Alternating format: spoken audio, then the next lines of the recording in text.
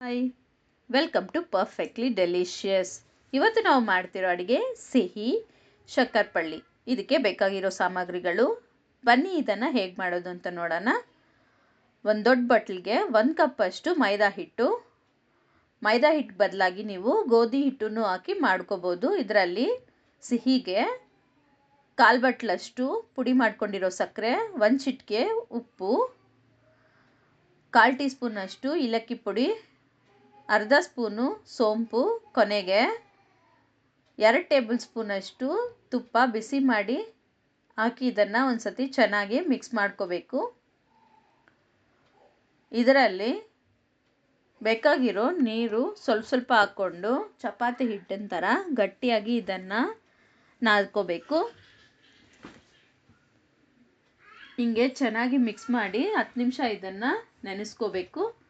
ನೆಂದಿರೋ ಹಿಟ್ಟಲ್ಲಿ ಚಿಕ್ಕದಾಗಿ ಈ ಥರ ಉಂಡೆ ಮಾಡ್ತಾ ಇದ್ದೀನಿ.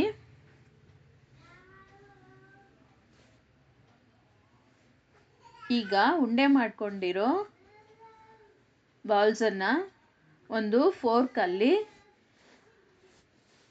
ಒತ್ತಿ ಹಿಂಗೆ ರೆಡಿ ಮಾಡ್ಕೋಬೇಕು.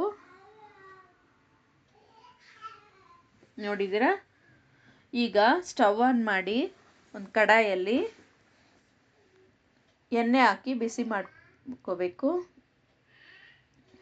ಎಣ್ಣೆ ಬಿಸಿಯಾಗಿ ನಂತರ ನಾವು ಆಲ್ರೆಡಿ ರೆಡಿ ಮಾಡ್ಕೊಂಡಿರೋ ಶಕ್ಕರ್ಪಳ್ಳಿನ ಒಂದೊಂದಾಗಿ ಹಾಕಿ ಚೆನ್ನಾಗಿ ಗೋಲ್ಡನ್ ಕಲರ್ ಬರೋವರೆಗೂ ಇದನ್ನು ಫ್ರೈ ಮಾಡ್ತಾ ಇದ್ದೀನಿ. ಎಣ್ಣೆ ಮೀಡಿಯಂ ಹೀಟಲ್ಲೇ ಇರಬೇಕು.